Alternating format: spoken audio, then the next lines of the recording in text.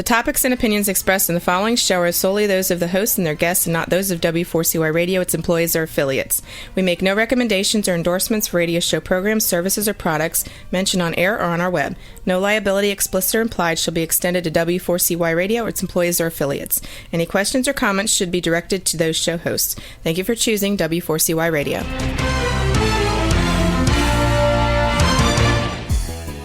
Welcome back, everyone, to the Geeks, Geezers, and Googleization Show, the home of Googleization Nation, where we talk with HR and business thought leaders about the crazy shift going on in the world of business, technology, and HR. Here's your host, Ira Wolfe, and co-host Keith Campagna. Hey, everyone. Welcome back to Googleization Nation. Keith, you and I need to figure out a name. I'm wondering if people who listen are Googlers, but that's going to get confused with people who work at Google. So we need to come up with a name there. But we want to thank everybody for joining us again on our quest to transform HR. I got a question. Have you ever transferred your business to a new vendor because the employee that always took care of you moved on? Better yet, has your company been acquired or merged? Or if you're the owner of a company, are you thinking of doing that? And the question that comes up is, how did you value your most important asset, people? Management can probably tell you to the penny how much employees cost them, but don't seem to have a clue about how much value they bring other than hanging a bunch of posters and kind of stating people are our most important asset. But it comes to kind of the financials or just the value of the business, it seems to be this kind of escapable, ethereal piece of the business, which is one of the most critical. So we're hopefully going to change that today. We've got a great guest with Dave Bookbinder, and he's going to introduce us to the new ROI, the return on individuals. And Dave will join us shortly. Keith, you've known Dave for a while. You've been talking him up a bit, and appreciate you bringing him on the show. Yeah, no, this is going to be a fun one for me and everybody, but I've been looking forward to this one for a while. You know, with the amount of attention, Ira, that I've been putting on literally return on investment. The last year with everything with JobVite, like I made some decisions, learned a lot about what I want to do when I grow up, right? And I'm having such a phenomenal time talking to serious movers and shakers about return on investment. And it fascinates me. Here you and I sit every week talking to these people in the middle of the HR shift show, so to speak. Yep. And there's this unbelievable momentum that's building up in the shadows. And that is the true way to quantify the value of a person inside of an organization. And to your point earlier, I mean, how many companies exist that don't have an ERP system, right? How many companies don't have an automated payroll system? There's all of these concepts about building the value for all of these projects so you could, invest and get the approval from the CFO.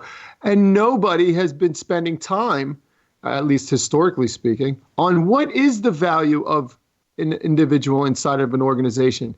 And Dave, he knows exactly what's up. This is a guy who does not come from HR. You know how much I like it when people talk about HR that are not from HR. This guy is a finance valuator. He knows the ins and outs and what makes companies really worth something. And I don't want to tell his story, but for those of you that are out there trying to figure out how to actually attract and retain, you might want to start with who you have. And there's a lot of cool ways you can figure out how to do it. I'm excited. Yeah, it's amazing, and I'll share the story when we get there a little bit. But many of the listeners know, some may not. You certainly do. My prior career, I had a dental practice, sold it 25 years ago. Hard to believe. Been doing this 50% longer than I actually what I was trained to do. But when I sold the practice, a big part of that was Goodwill. I had a lot of systems in place. I had we had one of the biggest practices in Lancaster County, central Pennsylvania. When I sold it, a lot of the value, there was a building, there was a lot of equipment. Everybody thought the equipment was the expensive part. And truly is when you sell it, I knew the relationships were with the people, and one of the key people was leaving, was me. But I knew there was a value on the systems I had in place. There was a value on the team that I had in place. They had been with me. Many of them had been with me from the start or almost the start. And but it was really, really hard to come up with the valuation for them. And, we talked about it as goodwill. And the goodwill was with the patients, and the goodwill with the patients was assuming the patients would stay. But, patients don't, especially in a dental practice where they have options to go. I mean, we weren't tied to any insurance plans. They can pick up and go. But as long as the staff was there, as long as the employees were there, the people would continue to come. But it was really hard to get anybody to even accept that principle in there. And, everybody was counting charts, and they were counting pens and paper and equipment and depreciation. Yet I knew that if they retained, that if my ex-partner didn't, he kept the team in place, the people would stay. We won't go into what he did wrong, but what he could have done differently. Yeah, but I actually, just from a value of that is 25 years later, I still get birthday cards. I get greetings. I'm still connected to 75% of the staff. I still am connected to people on Facebook and get inquiries, and people find me on an article or something I read. And I'm still got some activity going on in Lancaster, but it had nothing to do with dentistry. But I'll run into people, and they remember. They remember stories I don't remember. They remember, of an instance, and some of them now have grandkids, and they remember that, bringing their own children, how fearful they were. So, there's, the bottom line is there's just a tremendous amount of the people, but, going through that experience, myself, is I was thinking like you and Dave are thinking, is that there's a tremendous value on this. And I know that to be true, that people would have stuck around because it's happened to other people, is when something happens to the primary owner, people stay if you continue, if the relationship is more than with one person. But companies just don't seem to have a clue. It's incredible. The same companies will say that the only true differentiation they have in the entire industry that they serve is their people. And they don't know how much it's worth. Yeah, the only thing we have is our people. The only thing we have is our service. And yet we're going to sell it, and it shows up nowhere on there. So we're going to talk a lot about that. And so before we get there, I got a couple things. So one is we got to thank Zor.ai, again, for being a sponsor, and Success Performance Solutions. Help us be on the air every week. And please make sure you go to for everybody who's listening, go to Googleizationnation.com. It's free. And you'll get notices about our upcoming shows and guests, and access to our past shows, and a couple other bonuses I got planned. You'll also get some notices about discounts to the Recruiting in the Age of Googleization Learning Hub, invitations to some webinars, thinking about soon to live contests, live streams, a whole bunch of stuff. And again, it's just free. It's kind of our newsletter, just to keep you up on things. And speaking of the Recruiting in the Age of Googleization Learning Hub, I made a small change. I had a bunch of requests. I had started it out as a 12-month subscription, and everybody to have access to all 30 lessons that are in there now. And then I plan to add about 50 more, a lot of videos, live streams, interviews, all about improving the candidate experience, recruitment, talent acquisition. But a few people just said, hey, we'd like to start smaller than that. We'd like to and we really like what you're saying about candidate experience.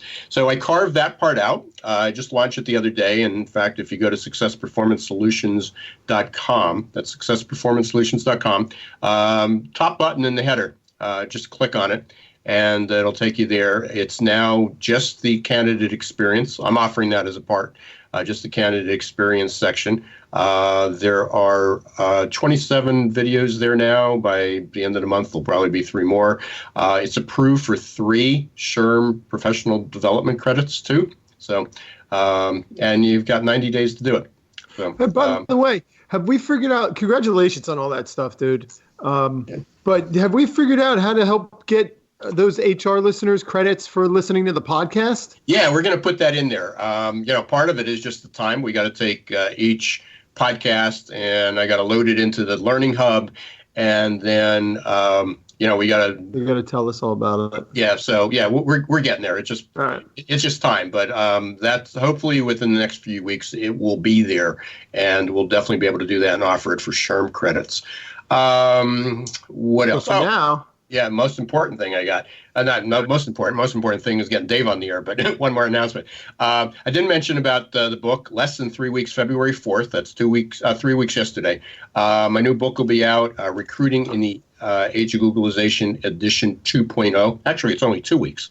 So is Googleization Edition 2.0. Will be in the bookstores and Amazon. But I'm giving away first 1,000 copies for free. First come, first serve. All you pay is shipping and handling, so you can go up and reserve your copy at join.googlizationnation.com. That's join.googlizationnation.com and get a free copy of Recruiting in the Age of Googleization Edition 2.0. We are live, too, so you can call if you got questions for Dave, myself, Keith, 561-623-9429. 561-623-9429. Now, let's get to our guest, Dave Bookbinder. He's a valuation expert, best-selling author of the book, The New ROI, and he's a host of his own podcast, Behind the Numbers. Dave, welcome to the show. Hey, thanks so much for having me. It's great to be here, guys. Yeah, we got a lot to talk about. You heard the intro. Lot going on. Huge gap. I mean, you talk about the lack of metrics in a business, and it's often HR is considered the soft stuff, but it's pretty hard numbers, hard and fast numbers when it comes to what's your business worth, especially for a publicly traded company, but even a private company that's looking to sell. I know a lot of people looking to sell, and they always put this somewhat intangible figure on the goodwill, but rarely do I see the employees figure it in that. So let's talk about that. Where do we start? Well, we can start from the beginning if you want to start about valuation and how people are thought about in terms of the overall construct of a business enterprise.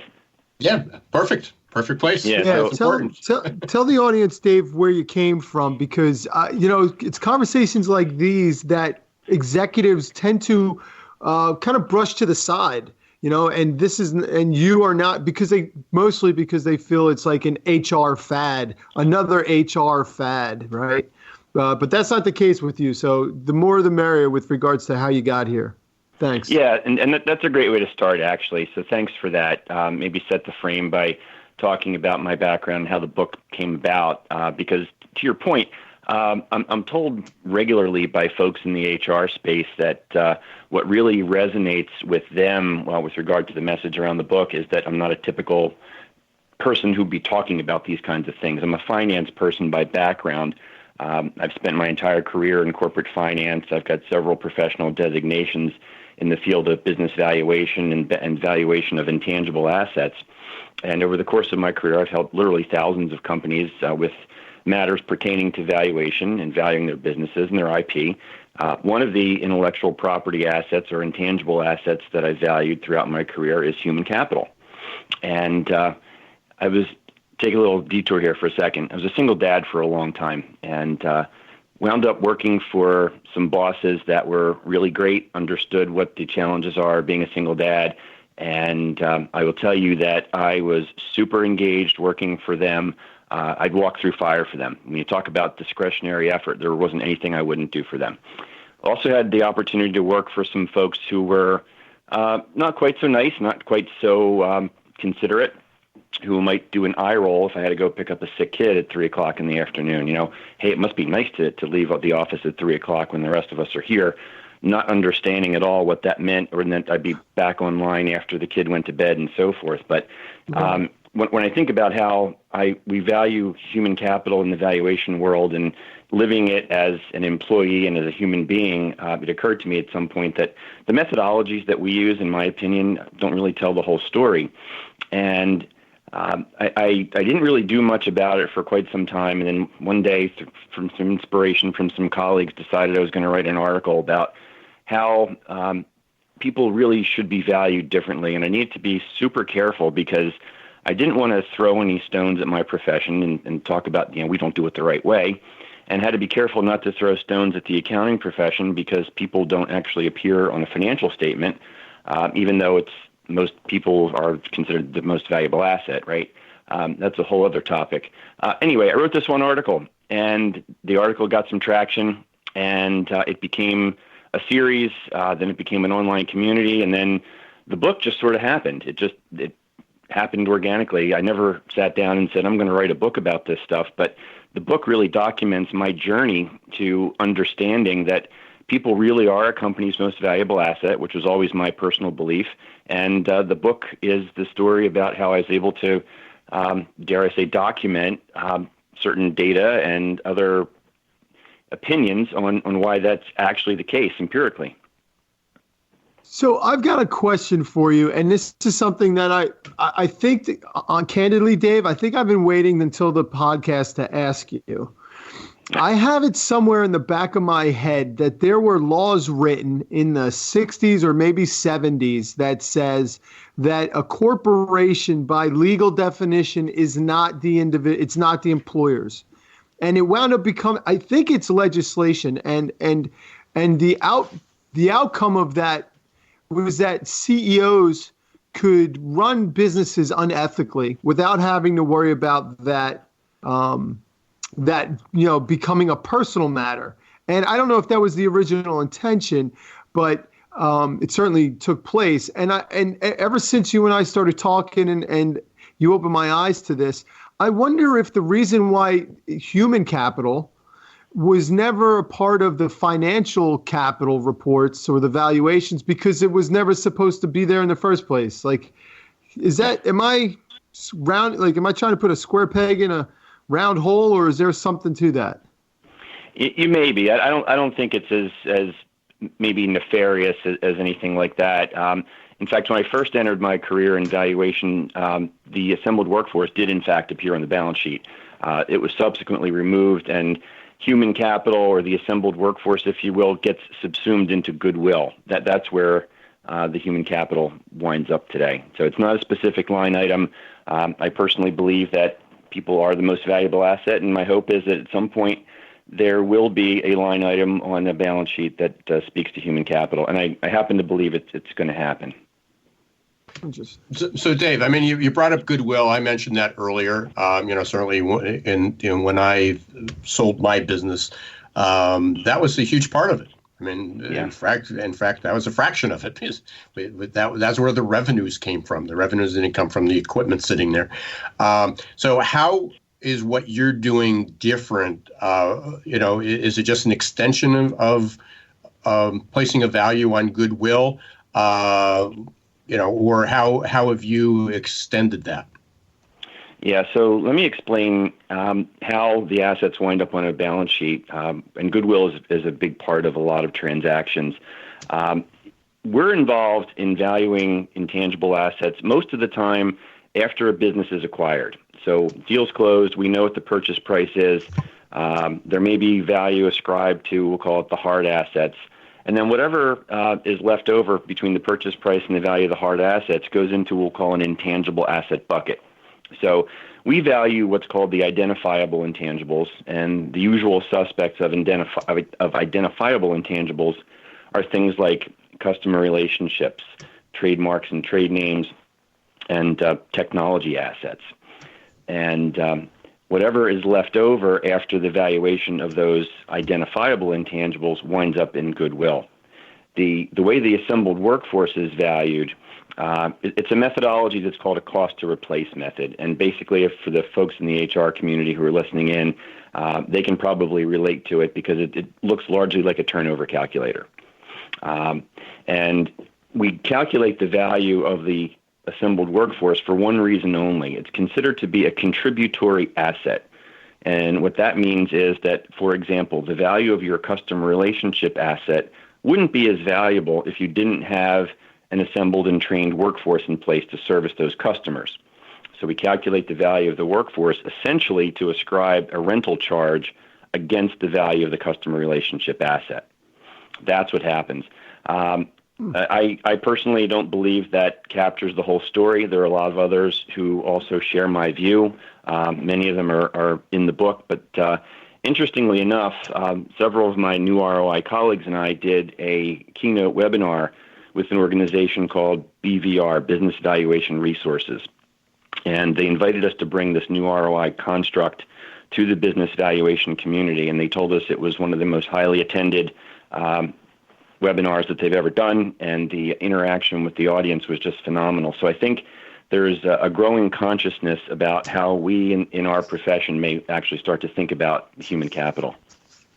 So there's a whole bunch of thoughts that I got running through my head. So one is, from a finance side, it seems that this also seems kind of anathema to how HR thinks, because as soon as you attach a dollar value to an employee, everybody says, hey, we're not widgets, we're not equipment, there's more to that. So how, is that something that you see going away, or how does that argument or how does that objection from what many HR folks feel when you start talking about putting people's value on a P&L or on a balance sheet? Yeah, that's probably a deeper question than you may even realize, because I realize it's pretty deep. Yeah, there's so many layers to peel back there, because right now, with people not being on a financial statement as an asset, frankly, there's almost a perspective of who really cares. What does it matter to put a real number on the workforce, right? What does that truly matter? My lens is, let's take it one step further, and let's talk about the impact that people have on the value of a business enterprise, because then you can really start to understand what that impact is. And it all gets connected when you start to think about happy workforce is a more engaged workforce. A more engaged workforce is a more productive workforce. Greater productivity is going to result in greater profitability, and that's ultimately going to impact your valuation, right? All the things equal. Those are the dots that I'm trying to connect. And when you talk about what the future may hold in terms of how employees and the human capital asset, if you will, is considered, there's certain movements afoot in terms of, we'll call them smart money investors, who are social capital conscious, and they're doing things like petitioning the SEC, for example, to afford greater disclosures around the human capital investment. So just as a quick for instance, as an investor, if you knew, for example, that management at a particular company turned over at a 20% clip, would you still want to invest in that particular business? The leadership team turns over every 5 years. You may want to look elsewhere. So there's a whole host of other kinds of disclosures that the SEC has in front of them right now. And when you combine those kinds of petitions with the smart money investors and folks like BlackRock, who are talking about doing good for social justice and employee relations and things like that, there may be pressure enough to get people back on a financial statement as a disclosure item, as an item on the balance sheet. If that happens, then I think everything changes, because then the perspective is this really is an asset and it's no longer just an expense. And then from there, I think you're going to see greater change. And just to chime in a little bit on this one, and then we're coming up on the break here, but for those of you that are out there thinking that this is a bunch of finance mumbo jumbo, there's ISO 30414. This is an international standard that's basically requiring certain metrics as it relates to human capital. And Dave, you probably know more about this than I do, but the SEC is, as a matter of fact, drafting, if I understand it, they're drafting new regulations as it relates to the reporting elements, so that you have to report certain human capital metrics. And I think it's supposed to be mandatory by 2022.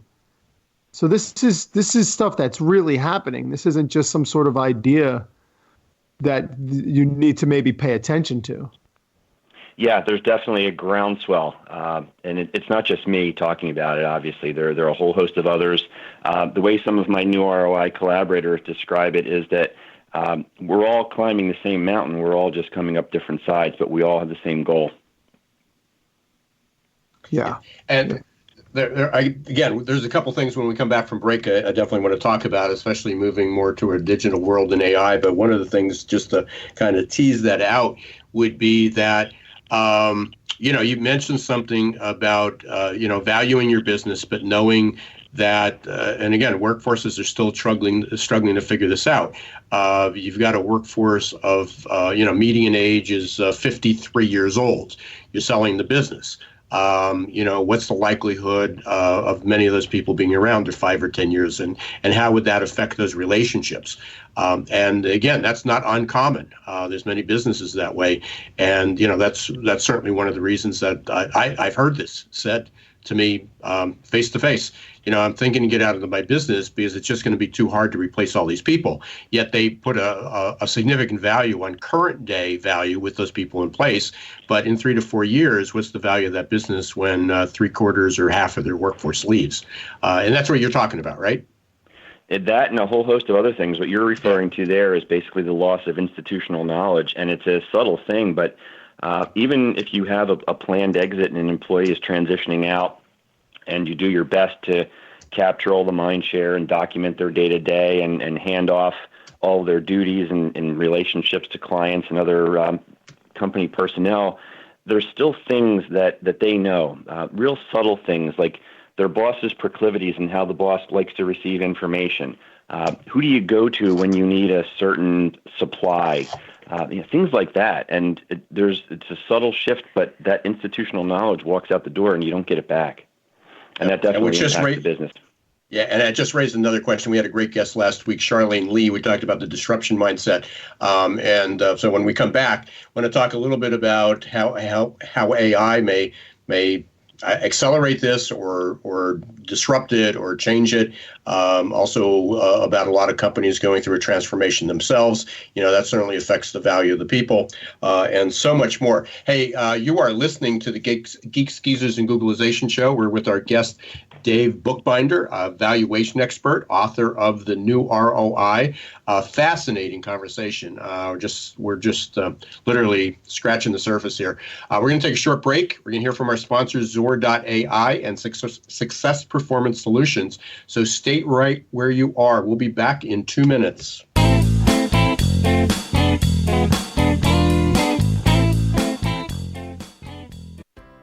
Imagine how your company would grow if your candidate experience earned a 99% approval rating. Well, to get to 99%, you need the 3 best letters in recruitment technology, XOR. Zor's text bots, chat bots, and audio bots increased IKEA's candidate conversion rate 455%. Zor decreases candidate drop-off rates, improves your candidate experience, and collects analytics for future strategies. To learn more, check out Zor.ai. It's XOR.ai. Hi everyone, this is Ira Wolfe, author of Recruiting in the Age of Googleization. I'm excited to announce that my online course, Recruitment Marketing for the Accidental Recruiter, is open for business. This course is the culmination of a 2-year-long project and releases recruiting tips I've learned after hundreds of hours of research, speaking with thousands of conference attendees, and interviews with dozens of experts. It's all available to you in Recruitment Marketing for the Accidental Recruiter. To receive more information or get started, visit our website at www.successperformancesolutions.com and click on the tab, Recruitment Marketing for the Accidental Recruiter. Hey, welcome back everyone to the Geeks, Geezers, and Googleization show. I'm your host, Ira Wolfe, with my co-host, Keith Campagna, and our guest today is Dave Bookbinder.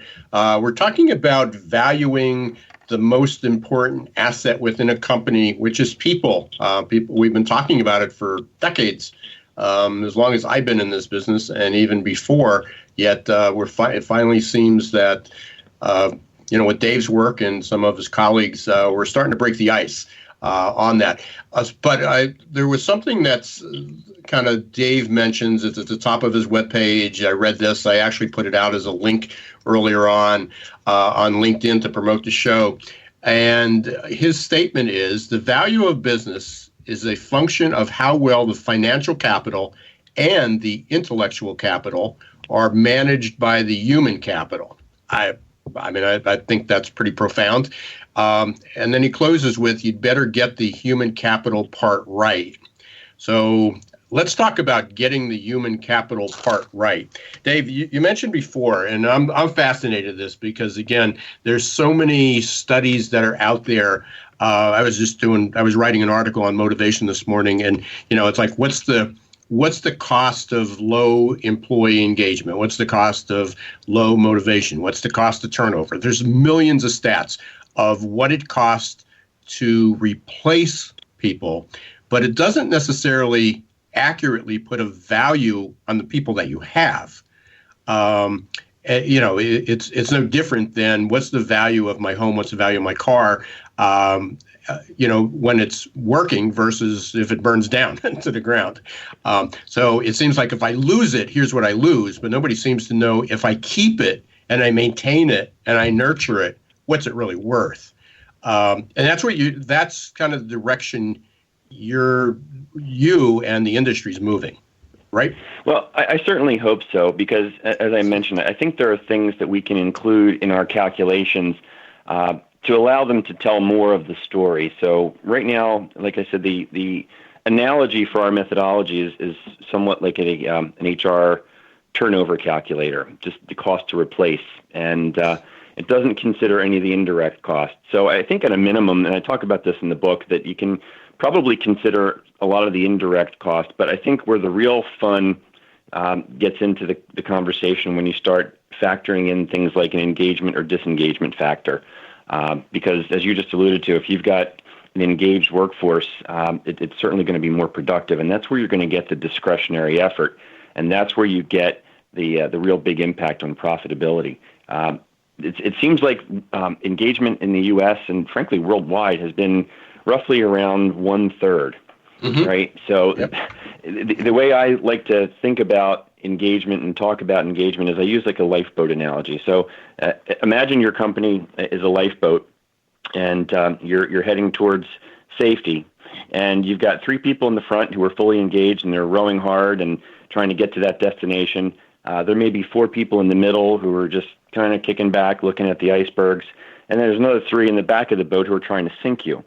So if you can get more of those people rowing in the direction that you're trying to go, just imagine what the impact could be.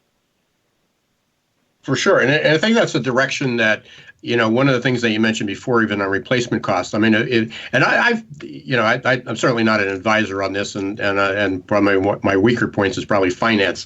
But from a strategic level, I've had people say, how do you value your business, or how can, do you know anybody who does it, or can you, can you look at this? And one of the things that I often ask is, what's the likelihood that after its transition, an acquisition or a merger, that the people that you sort of purchased with, or part of the purchase are going to stay? And then how do you place that value on there? And we sort of, we've been talking about that. But on an everyday basis, this allows people to have a value on employees. And is it worth, if that person happens to leave because we don't offer them a 7% increase, or we don't provide training to them, how does that affect their value today? And it has nothing to do with the merger or acquisition. It's just putting that value on. And again, companies are really struggling with that. But one of the things that I've brought this up oftentimes with AI is really getting more predictive. So, it'll be interesting to see, and I don't think you have an answer for this, but I'd love your comment. It'll be interesting to see that going forward, that if I'm going to purchase your company, that I want to know what's the likelihood that the top performers, the top people, the key individuals are going to stay, and how long. Because that's where a lot of companies are moving with AI today, is that they're able to predict that if they bring this employee in, within 37 months, this person may get itchy and start to accept job offers. And one of the key points of people being open to accept a new job offer is exactly at the time either a manager changes or a merger or acquisition, which means don't think for a second that recruiters aren't noticing that on LinkedIn. Right? Well, that was where we had interviewed. I mean, that one company, Engage Talent, that's their business, is predicting when other people, their AI predicts when other people are going to leave. And the people using it aren't the internal people, it's the external people, because they recognize that they map, they track, hey, there's a management change over at that company. So everybody that's been there for 3 years or under is probably has got a 75% chance of accepting our call now, where 2 weeks ago they wouldn't. And so, throw that into the valuation, Dave, and it gets really, really interesting, how AI is going to may impact this, or make it, make valuation even more critical. Yeah, so there's a lot there, and I was trying to scribble some notes so I could at least address them. But when you talked about the impact of the key people on a merger or acquisition, and then their potential subsequent departure, a couple of things came to my mind. One is, depending on where you get your data, anywhere between like 75 and 90% of M&A transactions don't actually produce the desired synergies. And the number one reason for that over time has been, without question, the inability to integrate the human capital, bringing the two cultures together. So turnover risk is definitely huge, especially, like you said, in the event of a merger or acquisition. But here's the good news. And we talk about this with one of my new ROI colleagues, Dave Nast, who's got a tool that he uses to help actually use some predictive analytics to help to identify the rock star employees. And that can be defined literally based upon the company's criteria. They could literally pick out, well, Fred Bloggs over here, he's an exemplary employee. We want everybody to look and behave like him. There are tools that companies can utilize to literally, what my friend Dave describes as mapping the corporate genome, to replicate and identify who those key people are. And once you do that, there certainly are tools that can be used to incentivize people to stay. You can incentivize them with ownership interest and things like that, or retention bonuses. But at the end of the day, you really have to make it an environment where people want to be, and that's the key thing. Going on a little bit of a tangent here, if I might, I saw your LinkedIn post in promoting the show, and one of your audience members responded about some of the cynicism around culture, and referencing things like ping pong tables in the break room don't drive culture. And I couldn't agree more. The CEOs and other leaders that I've interviewed and just chatted with, anecdotally, who have done good things around building their business, all have the same theme, and it's about a mission. And if you can get people to buy into the mission, then you build their trust, you build their loyalty, and everything spirals upwards from there. I mean, just human nature. I mean, and again, doing a lot of work in this particular area, especially with motivation and what drives people, and what's going to drive engagement. I mean, people talk about leading with purpose, but ultimately, people want a purpose. They want to know that they're valuable, and whether it's that they're valued by their family, by their community, by their boss. They want to know that, one is they're valued, and second is that they feel that they have an important role. And there's a lot embedded in there, but it all comes down to that. And companies just haven't been very good. I mean, going back to Frederick Taylor's whole method of management, which unfortunately is still in place in many companies. And that's the danger, I guess, that we get into when we start putting values on a dollar value on people. People sort of say, "Well, I thought we got rid of that philosophy, 100 years ago," but this is different. I mean, this is really using it in a much more positive way than just putting a number on somebody's head. Yeah, and what you said really should have a lot of resonance with everybody who's listening to this, because it's so simple. At the end of the day, like you said, everybody wants to feel valued and appreciated. So for those who are in a leadership role that are listening, when was the last time you thanked an employee for a job well done? A simple thank you. When was the last time you sat down with somebody and checked in with your team? Do you know the names of the kids of your employees? I mean, it's all personal. Business is personal. And if you don't build that interpersonal relationship and people don't feel like they're valued and appreciated, it's an uphill climb. And it's, there's a couple models we use. My core business has been assessments, doing a lot with helping companies create a better candidate experience, which fits into what we were just talking about. But I use a model, I've mentioned this before, and Keith, I've mentioned it to Keith. It was one of my first books I wrote. It was Business Values and Motivators. And, if all you know about your people, I know we can know about their personalities, behavior, and personality. I actually do know Dave, and Dave, I think, uses one of the assessments, one of our competitors, but he uses one of our assessments. But the business value and motivators gets down to something real simple. People are motivated by learning, by kind of what we call aesthetics, but it's kind of their environment, work-life balance. The kind of, what do they feel their role is? Culture, art, money, power, community, and or a particular doctrine, something they believe in. So there's learning, aesthetics, economics, power, community, and doctrine. If you knew that about your people, that's what motivates them. I mean, what I personally value, what I want out of the job. Maybe I need money, but I don't need money because I want to have the biggest house in the block. Maybe I need money because I'm worried about training, about educating my kids. And that means I have a high learning profile.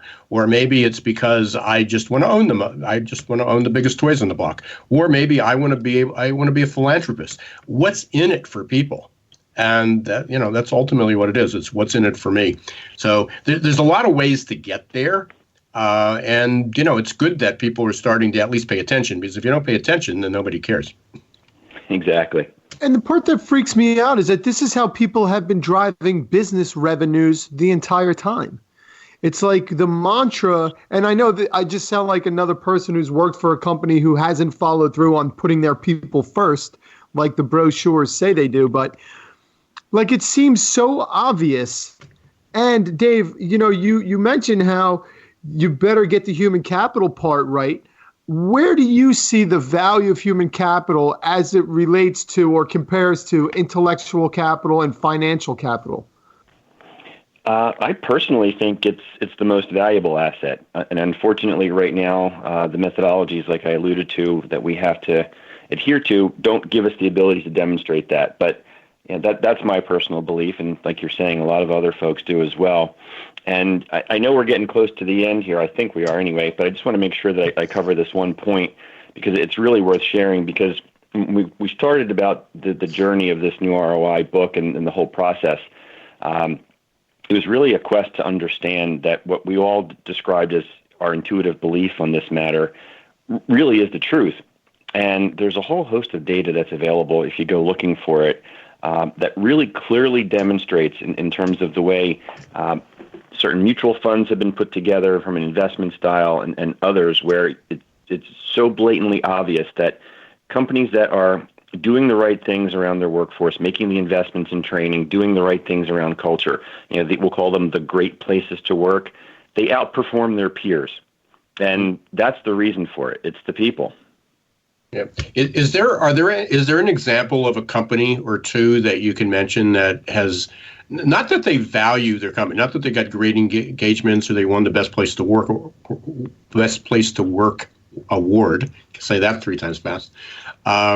But are there any good examples you can think of that people have done a good job of evaluation, or any case studies that people can go to? Yeah, well, there's a number of case studies. There's a couple in the book, and there's going to be more in what ultimately will be book number 2.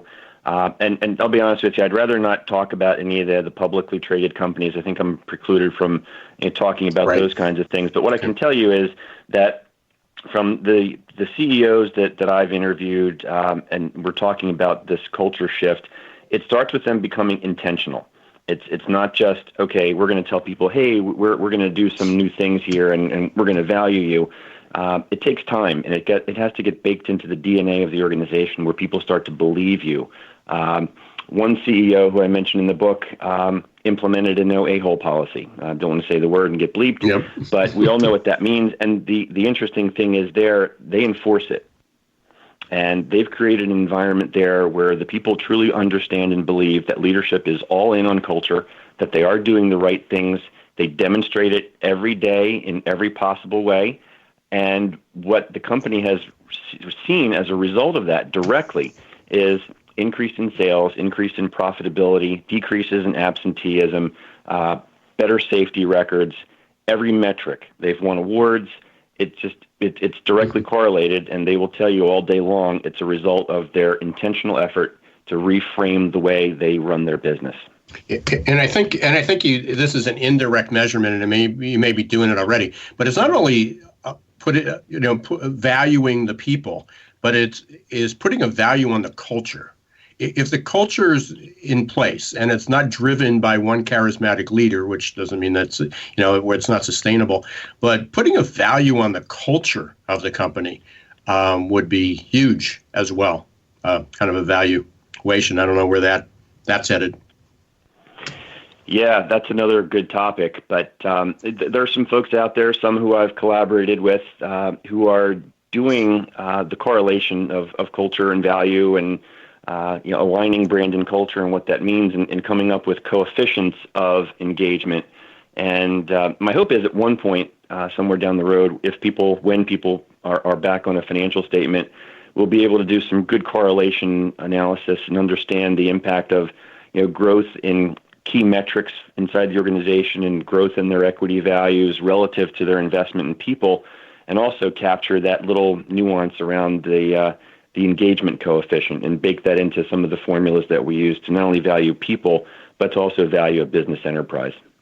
Yeah, and I think you brought up a good point. A lot of it right now is correlations. The fact that hey, our revenues went up, and we had the highest score we ever had on engagement. I think there's a lot of assumption in there, and whether that's sustainable or not. If the revenues dip a little bit, does it go down? And if you have a good culture, it should be sustainable throughout ups and downs. So, but we are almost out of time, so we definitely are going to have you back, for one form or another. So many more things to talk about, and obviously this is just the beginning of a long journey. So, it'd be my pleasure. I'd be happy to come back, and I thank you so much for allowing me to join you today. How can share how people can get a hold of you? I've mentioned the book a couple times, but mention that, where they can get that, how they can get a hold of you. Yeah, so a couple of things. There's a LinkedIn group. There's also a small Facebook community for the new ROI, return on individuals. But LinkedIn is a much more vibrant community. So for anybody listening that is a LinkedIn member and wants to check out the new ROI LinkedIn group, I invite you to check that out. As you mentioned at the beginning, I do host an internet TV show and podcast called Behind the Numbers. You can find that anywhere where you get your podcasts. And if anybody wants to learn more about me, they can find me on LinkedIn, Facebook, or Twitter.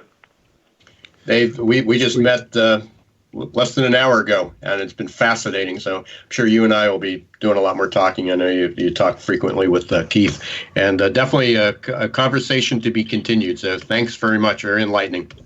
Yeah, my thanks, pleasure. Bud. Look forward to doing it again. Keith, thank you for introducing Dave to the show and to our community and our listeners. Again, just scratching the surface. Barely. Yeah, it really is. And I've been talking to you about this the whole time, right? It's amazing, this perfect storm, so to speak, of talent marketplace and the way that you can now prove that you are a better company because of the value of people, not the cost. For sure. Again, so I've got like 3 pages of notes here and questions and ideas, and so we'll continue this conversation for sure. We're almost at the end of the show again. It just keeps going faster and faster. It's amazing. Next week.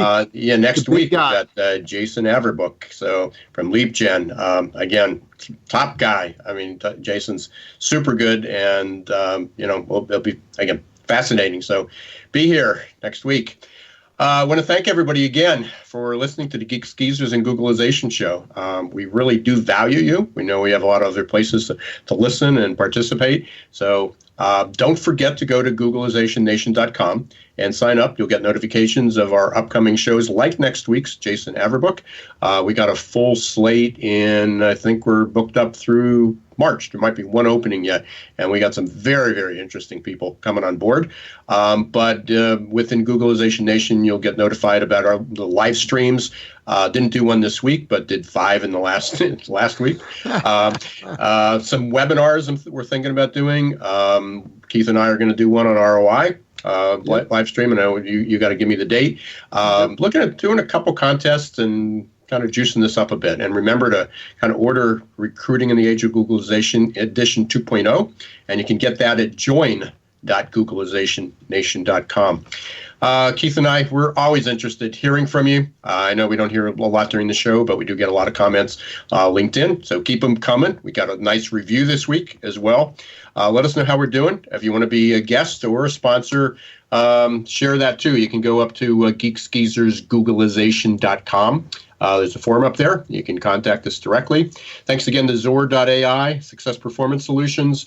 Don't forget to join us next week, Wednesday, 1 p.m. Eastern Time, w4cy.com, or you can listen to our podcast on Spotify, Apple, Google, iHeart, or wherever you happen to listen to your podcast. Until next episode of Geeks Geezers Googleization, this is Ira Wolfe and Keith Campagna. Don't let the shift get your plans.